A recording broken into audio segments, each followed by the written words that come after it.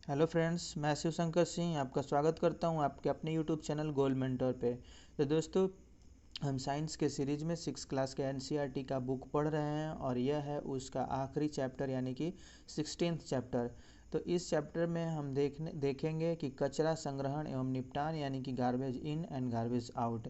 Garbage क्या होता है, कचरा क्या होता है, इसका कैसे हम निपटान करते हैं, इसको कैसे इसका निस्तारण करते हैं।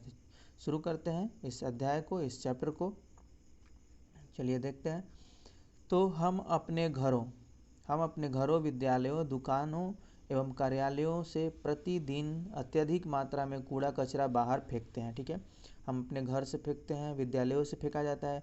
अनाज, दालें, बिस्किट, दूध अथवा तेल जिन्हें हम दुकानों से खरीदते हैं प्रायः प्लास्टिक की थैलियों अथवा टीनों में पैक होते हैं। ये टीन के डब्बे में पैक होते हैं या प्लास्टिक में पैक होते हैं। ठीक है, पैकिंग की ये सभी वस्तुएं कचरे में फेंक दी जाती है। पैकिंग की ये सभी वस्तुएं क्या की जाती हैं, कचरे में फेंक दी जाती हैं। कभी कभी हम कुछ ऐसी वस्तुएं भी खरीद लेते हैं जिनका वास्तव में बहुत कम उपयोग होता है और प्रायः हम उन्हें कचरे में फेंक देते हैं।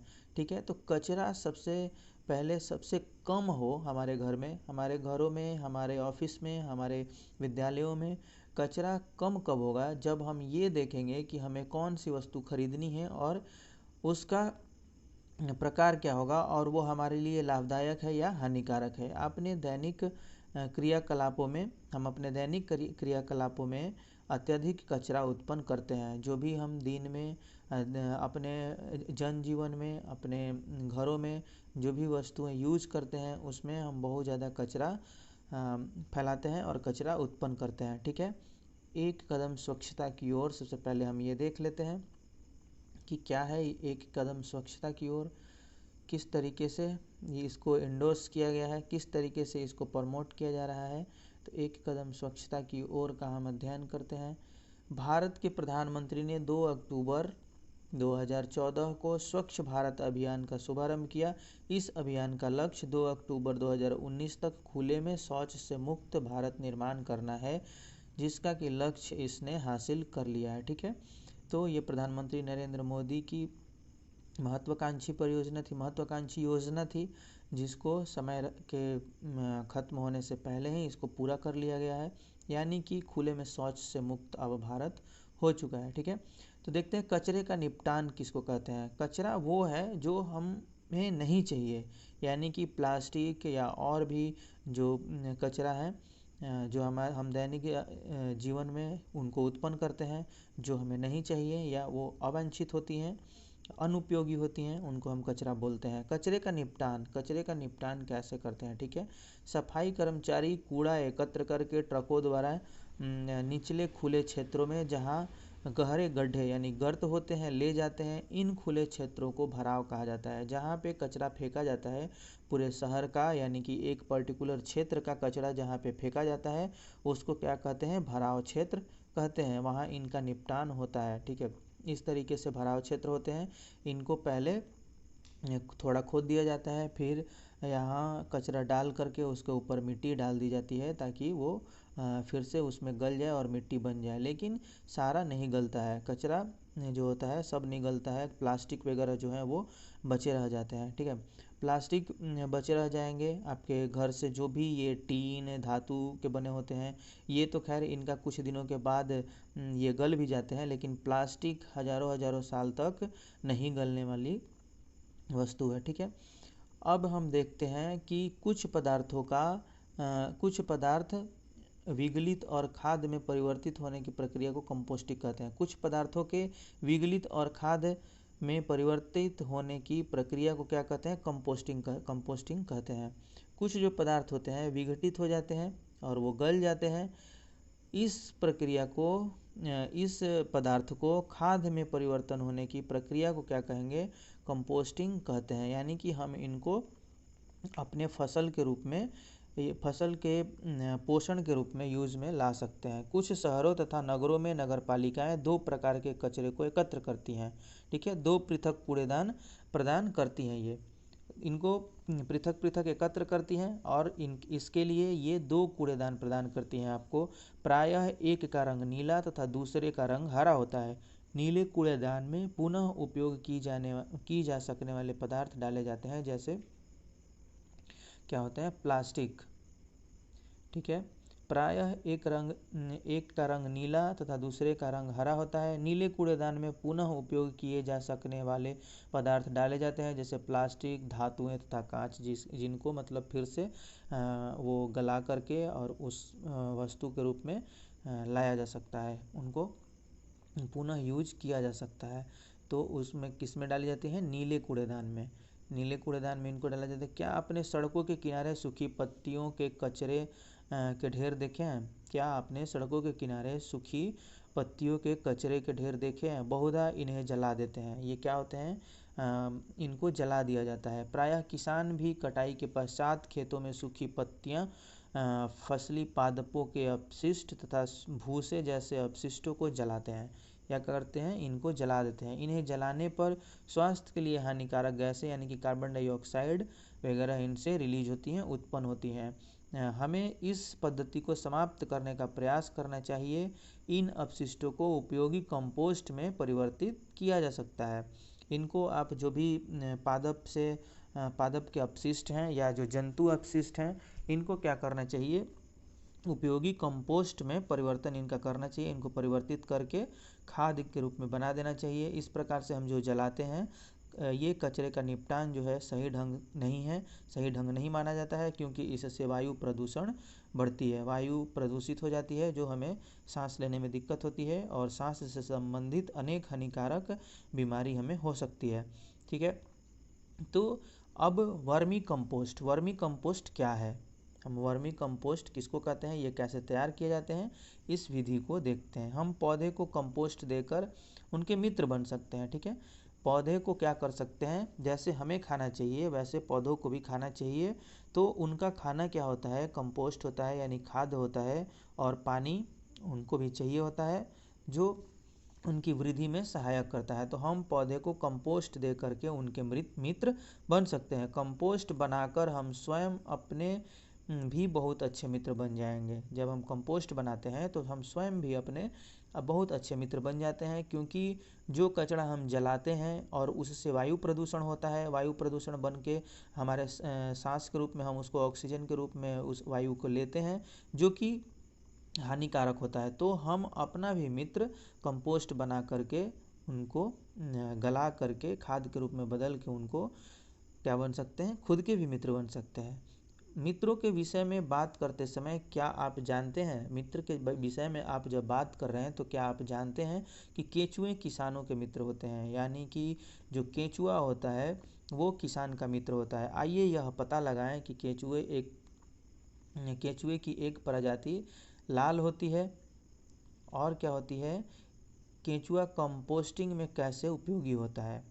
आइए हम इस बात का पता लगाएं कि इसकी एक जो प्रजाति होती है लाल केंचुआ कंपोस्टिंग में क्या होता है, सहयोगी होता है, हमारा उपयोग हम उसका ला सकते हैं लाल केंचुए की सहायता से।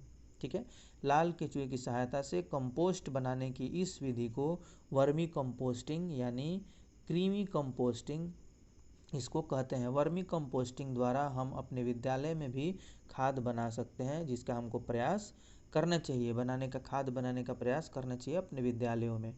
ठीक है, अब क्रियाकलाप किस विधि से आप वर्मी कंपोस्ट बना सकते हैं, ठीक है, इसको देख लेते हैं। इस क्रियाकलाप के माध्यम से मैदान में आइए एक गड्ढा लगभग जो आपका 30 सेंटीमीटर गहरा खोदें, अथवा कोई लकड़ी का बॉक्स किसी ऐसे स्थान पर रखें जो न तो बहुत गर्म हो और न ही बहुत ठंडा। ठीक है, ना बहुत ज़्यादा गर्म हो और ना बहुत ज़्यादा ठंडा हो। ऐसे स्थान के बारे में आपका क्या विचार है, ठीक है, ऐसे स्थान के बारे में आप क्या सोचते हैं, आप अपनी खुद से भली भांति सोच सकते हैं, समझ सकते हैं, जहाँ सीधी धूप नहीं पड़ती हो। आइए अब गड्ढे अथवा बक्से में, गड्ढा भी ले सकते हैं या बॉक्स में भी गड्ढा उस स्थान पर खोद सकते हैं जो ना ज़्यादा गर्म हो ना ज़्यादा बहुत ठंडा हो, या बॉक्स को उस स्थान पर रख सकते हैं आप। आइए अब गड्ढे अथवा बक्से में लाल केंचुए के लिए आरामदायक घर बनाते हैं। लाल केचुए के लिए क्या करेंगे, हम उसमें अब आरामदायक एक घर बनाएंगे। ठीक है। अब गड्ढे अथवा बॉक्स की तली में एक लाल अथवा मुर्गा जाली बिछा दीजिए। ठीक है, जिससे जो जाली यानी कि चलनी से थोड़ा सा छिद्र जिसका बड़ा होता है उसको आप बिछा दीजिए।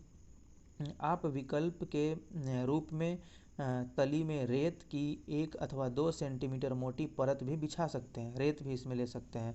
अब रेत के ऊपर सब्जियों अथवा फलों के अवशिष्ट बिछा दीजिए। जो आप रेत लेते हैं उस पर ऊपर क्या कीजिए कि फलों अथवा सब्जियों के अवशिष्ट को बिछा दीजिए। आप हरी पत्तियां, पौधे की सूखी डंडियों के टुकड़े, भूसा अथवा समाचार पत्र की 1 इंच चौड़ी पट्टी काटकर उन्हें रेत अथवा जाली के ऊपर बिछा सकते हैं। अब इन किन किन चीज़ों को आप बिछा सकते हैं इनको आप नोट करते जाएंगे। ठीक है। आप अपनी नोटबुक के बेकार गत्ते को काट कर भी पट्टियाँ बना सकते हैं। इनकी पट्टियाँ आप बना सकते हैं किससे, नोटबुक के बेकार गत्तों को, परंतु चमकीले प्लास्टिक वाले कागज़। ठीक है, परंतु चमकीले प्लास्टिक वाले कागज़ एवं कार्टन का प्रयोग ना करें।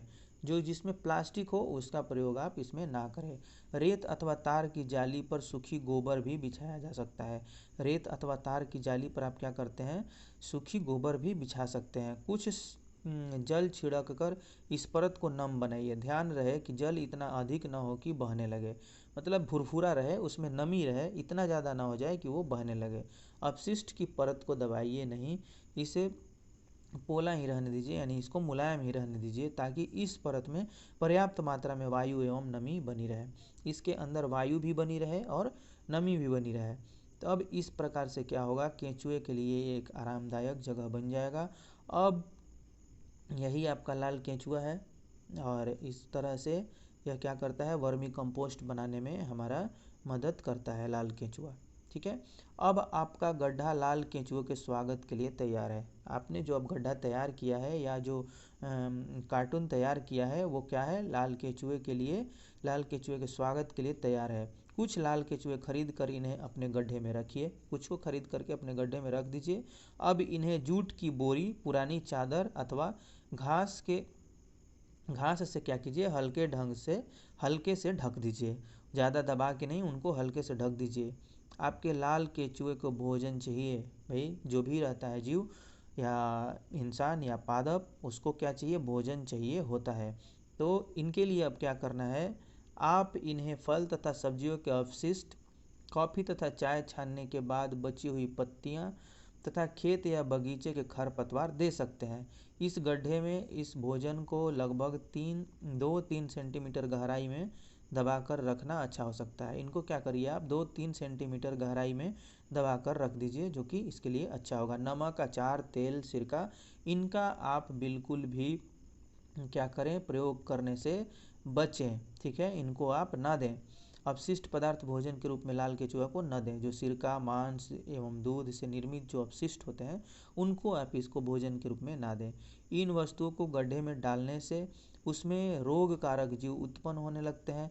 कुछ दिनों के अंतराल में गड्ढे के पदार्थों को धीरे धीरे मिलाते रहें तथा इसकी ऊपरी सतह को हिलाएं। ठीक है, इन सभी को क्या करें, देने के बाद कुछ दिनों के अंतराल के बाद आप गड्ढे के पदार्थों को धीरे धीरे हिलाते रहें तथा इसकी ऊपरी सतह को हिलाएं। ठीक है, आप उसकी ऊपरी सतह को हिलाएंगे। फिर लाल केंचुआ के दांत नहीं होते हैं, लाल केंचुआ के क्या होते हैं, दांत नहीं होते हैं। इनमें एक विशेष संरचना होती है जिसे आप क्या कहते हैं, गीजड़ बोलते हैं। एक विशेष संरचना को गीजड़ बोलते हैं, जो भोजन को पीसने में इनका सहायता करता है।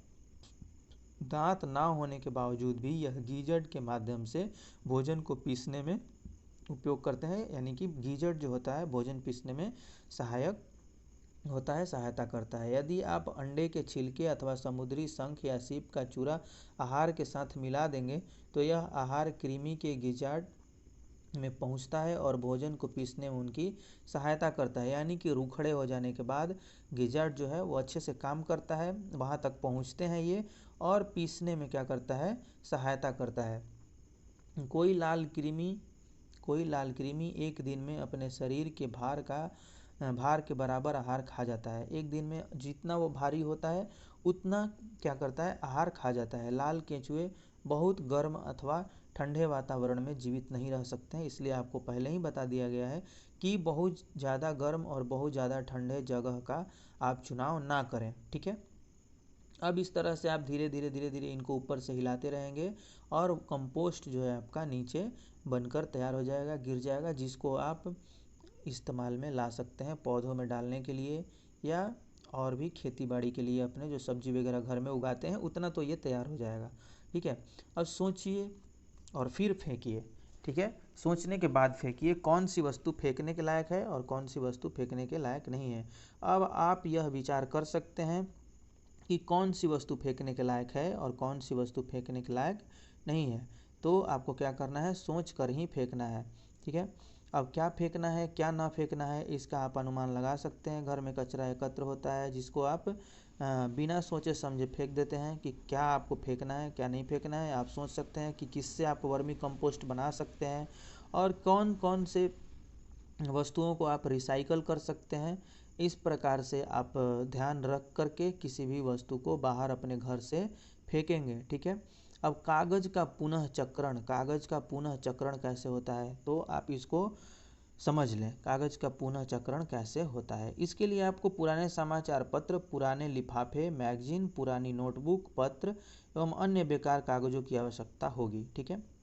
चमकदार एवं प्लास्टिक लेपित कागज़ का उपयोग मत कीजिए। चमकदार जो होता है या जिस पे प्लास्टिक की कोटिंग की होती है उसका प्रयोग आप ना करें। इसके अतिरिक्त आपको तार की जाली फ्रेम चाहिए, आपको तार की जाली फ्रेम भी चाहिए। फ्रेम के स्थान पर आप बड़ी आकार की छिलनी भी ले सकते हैं। फ्रेम के आकार में क्या ले सकते हैं आप, छिलनी भी ले सकते हैं।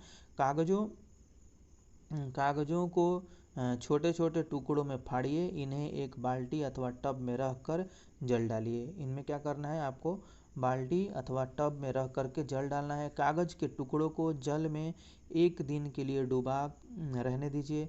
अब इससे भीगे कागज़ को काट कर गाढ़ी लुगदी बनाइए। इसको क्या करना है, काट काट के गाढ़ी लुगदी बनाना है। अब फ्रेम पर जड़ी जाली पर क्या करते हैं आप, लुगदी को फैलाइए। फ्रेम पर जड़ी जाली पर गीली लुगदी को फैलाइए। इसके बाद लुगदी की परत को यथासंभव एक समान बनाने के लिए फ्रेम को धीरे धीरे ठोकिए।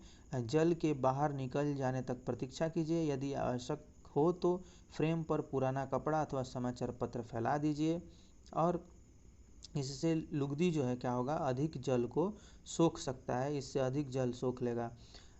अब लुगदी की इस परत को सावधानी से फ्रेम से अलग कर किसी पुराने समाचार पत्र पर रख कर धूप में सुखाइए। समाचार पत्र के किनारे, ये जो आप सुखा रहे हैं धूप में सुखाइए। समाचार पत्र के किनारों पर कुछ भारी वस्तु रखें जिसमें वे मुड़ न सके, जिससे वो क्या हो सके, मुड़ न सके। रंगीन कागज़ प्राप्त करने के लिए लुगदी को फैलाने से पूर्व आप इसमें क्या कर सकते हैं, खाने वाले रंग को मिला सकते हैं। इसके अतिरिक्त फ्रेम पर लुगदी फैलाने से पूर्व आप इसमें सूखी पत्तियों, फूलों की पंखुड़ियों तथा रंगीन कागज़ के टुकड़े भी मिला सकते हैं, जिससे इनका बनावट जो है वो सुंदर दिखाई देता है।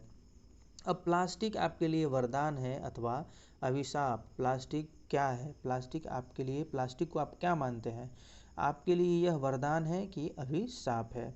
कुछ प्रकार के प्लास्टिकों का पुनः चक्रण किया जा सकता है, परंतु सभी प्रकार के प्लास्टिकों का पुनः चक्रण नहीं किया जा सकता है। तो आज हमारा पूरा जीवन जो है प्लास्टिक में घुस चुका है। प्लास्टिक हमारे, यानी कि हम ये भी कह सकते हैं प्लास्टिक पूरा का पूरा हमारे जीवन के अंदर आ चुका है, जिसको अब हमें निकालना ऐसा प्रतीत होता है कि यह असंभव सा हो गया है, क्योंकि बहुत सारे प्लास्टिक का हमारे जीवन में इस्तेमाल बढ़ गया है। जो भी अभी नए नए बाइक या स्कूटर या और भी जो ब्रश, थैले और खिलौने, पेन, कंघे, दांत के ब्रश, बाल्टी, बोतल एवं जल पाइप, ये सारे के सारे लगभग क्या होते हैं, प्लास्टिक के ही बने हैं।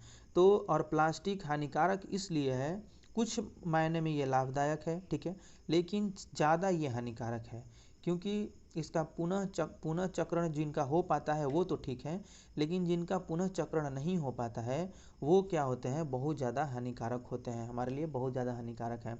क्योंकि मिट्टी में ये गलते नहीं हैं, मिट्टी में ये गल नहीं पाते और हजारों हजारों साल तक ये ऐसे ही रह जाते हैं और मिट्टी की उर्वरा शक्ति को क्या करते हैं, ह्रास करते हैं, क्षीण कर देते हैं।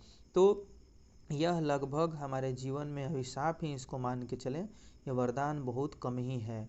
और कुछ मायनों में कह सकते हैं कि अच्छा है, क्योंकि वायुयान वगैरह और भी बहुत सारी चीज़ों को बनाने में इसका इस्तेमाल किया जा रहा है, लेकिन बहुत ज़्यादा नहीं होना चाहिए। जो रिसाइकल होने के लायक है उसी का इस्तेमाल होना चाहिए, ठीक है।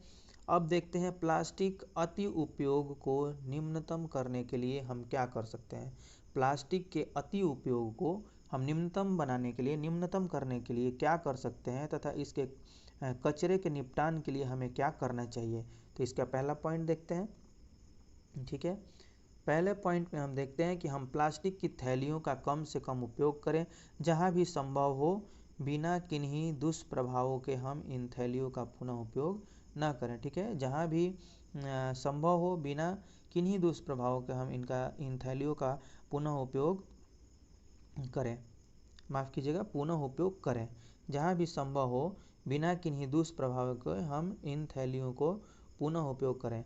ये कोशिश करना है कि इनका उपयोग कम से कम करें, और कर भी रहे हैं तो इनका पुनः उपयोग करें। ये नहीं कि बार बार आप दूसरे प्लास्टिक को ले लें और उनका उपयोग बढ़ाते रहें, उनका उपयोग करते रहें।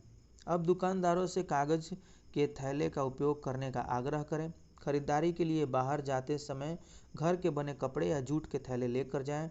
तीसरे नंबर पर है, हम खाद्य पदार्थों के संग्रहण के लिए प्लास्टिक की थैलियों का उपयोग ना करें। खाद्य पदार्थ जिसमें हम रखते हैं, मतलब भंडारण करते हैं उनका, उसके उपयोग में हम प्लास्टिक की थैलियों को ना करें। चौथे नंबर पे है, हम उपयोग के पश्चात प्लास्टिक की थैलियों को इधर उधर ना फेंकें।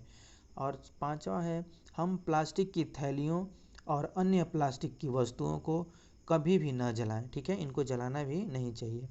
हम कचरे को प्लास्टिक की थैलियों में न भरें और न बाहर फेंकें, इनको ना भरें उसमें और ना बाहर फेंकें, ठीक है। हम वर्मिंग कंपोस्टिंग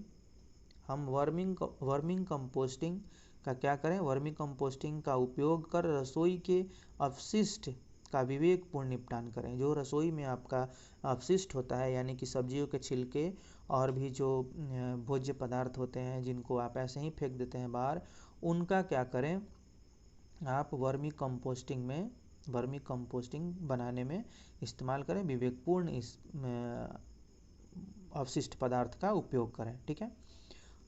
आठवां है, हम कागज पुनः चक्रित कर सकते हैं, जो करना चाहिए। हम अपने घर में भी बताए गए ऊपर के विधि से हम इनका पुनः चक्रण कर सकते हैं, ठीक है। हम कागज के दोनों ओर लिखें। रफ कार्य के लिए स्लेट का प्रयोग करें।